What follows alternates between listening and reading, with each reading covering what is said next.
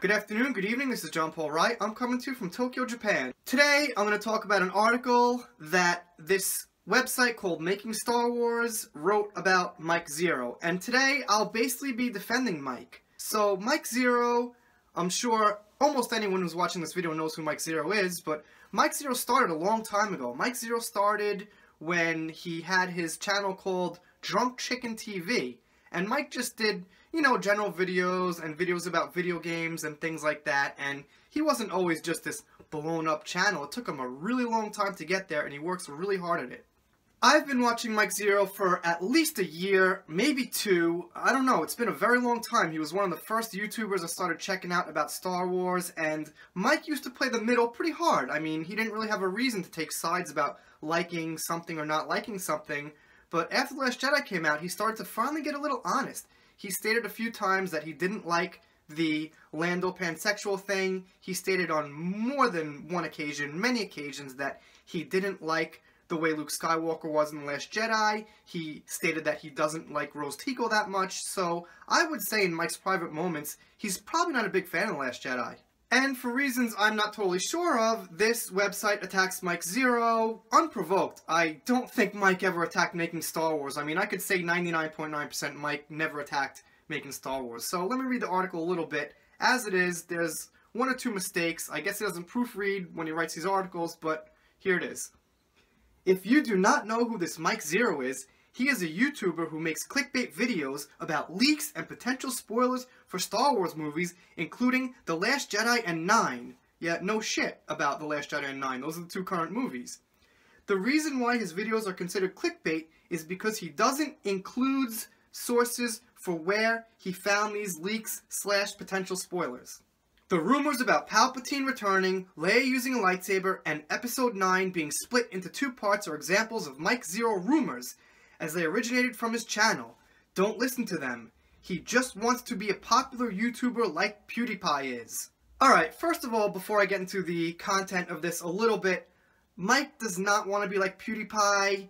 Yeah, I know, the guy's just making some example, but the fact is, Mike doesn't want to be PewDiePie. No one can be PewDiePie. PewDiePie has over 70 million subscribers now, growing every day.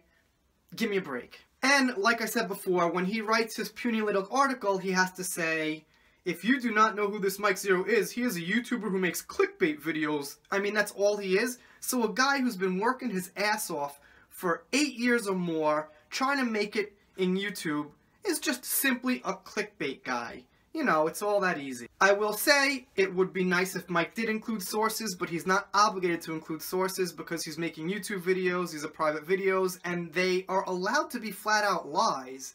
I mean, you could say whatever you want on YouTube, and I do think it's the responsibility of the listener to know what's true and false. So put it this way, who is Mike tricking?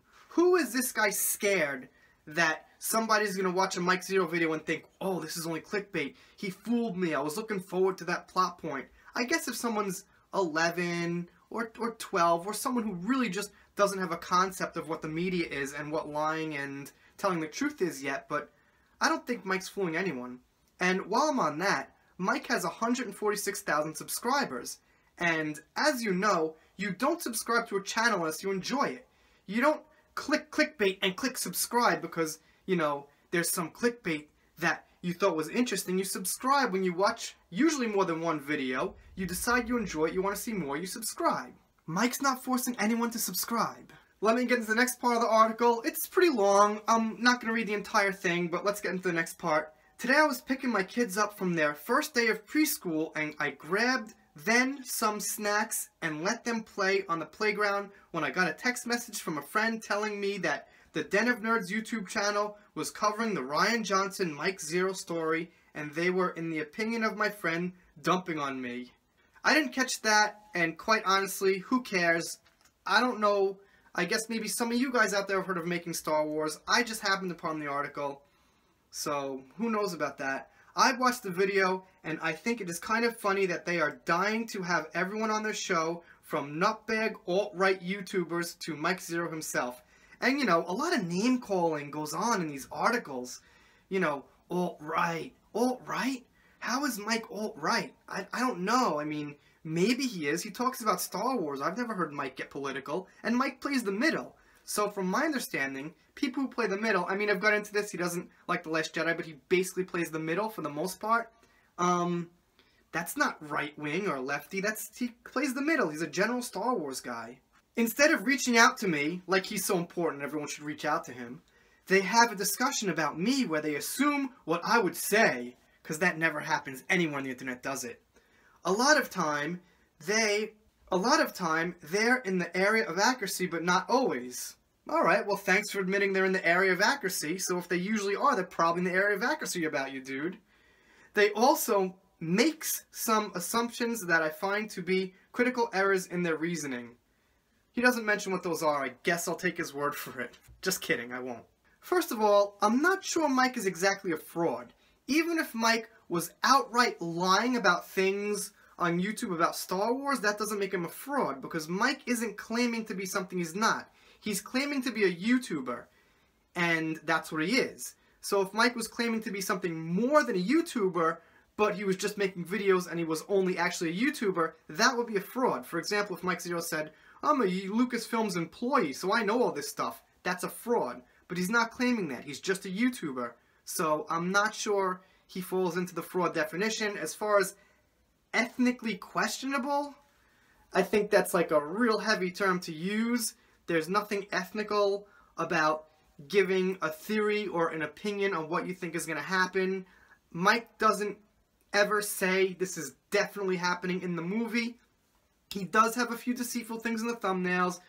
Big news, breaking news, big debate. You know, he's got these things that are clickbaity, but, you know, that's how it goes. There's millions of YouTubers, and probably all of them that are serious have some type of thumbnail that wants you to click on it and says something that's not quite matching up with the content of the video. Then he goes on to say, I know some will say if you don't believe this channel or you don't like his channel, don't watch it.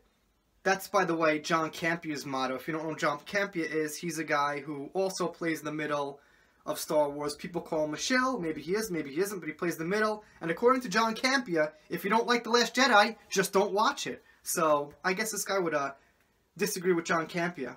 That simplification is neither realistic or responsible. So there you go. These two guys would fight it out. The idea that you can tell YouTube you don't like something or a channel and it stops giving you that content just isn't true. Well, yeah, I mean, the channel's not going to stop uploading videos if you don't like it, but you don't have to watch it. YouTube is either broken or always testing something to make sure the most vile content rises to the top.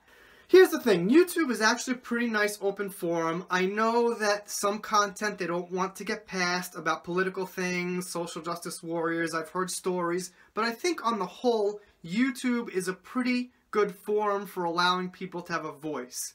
And they're a private company, they're going to control what happens a little bit, but like I said, on the whole, YouTube gives people the right to a platform, and I don't think there's actually anything against the rules. Even if Mike was lying flat out, I don't think that's against the rules of YouTube. And then the guy goes on to attack Geeks and Gamers, of course. You'll see channels like Geeks and Gamers talk about Rian Johnson insulting the fans, or about how Kathleen Kennedy is not doing right by the fans. Yet these channels and people defending Mike Zeroh are completely cool with Zeroh lying to Star Wars fans' faces. It is also worth noting that the Geeks and Gamers scene of channels had no problem casting a shadow of doubt that Lone Tran was bullied off the internet. So he's talking about Kelly Marie Tran. He wants to use her natural name, I guess, to sound cool or knowledgeable or like a white knight. Okay. But once a white dude like Mike Zeroh gets lightly ribbed by Rian Johnson, he has been bullied and it is unacceptable. Okay. So this guy obviously doesn't watch Geeks and Gamers. So one of the things Geeks and Gamers does is they have a very diverse crew. Right? They have Anna the Star Wars girl, they have Ivan, and they have Abu Nas on.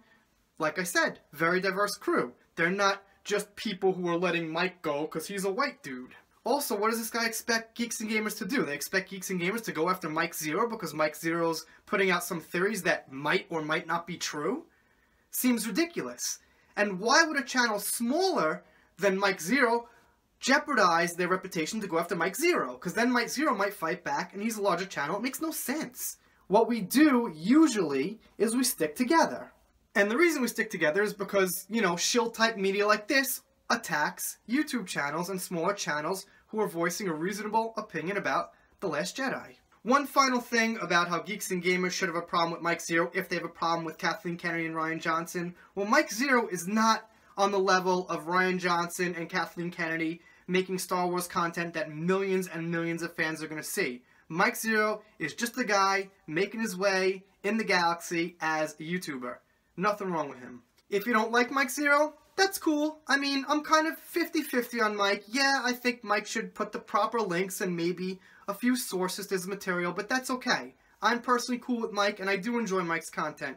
And Mike makes news where there's no news. What Mike does is he takes little tidbits of news, like maybe, you know, from 10 sources, and puts them together and makes 1 or 2 videos out of those, and it gives people something to talk about when there's nothing going on, basically.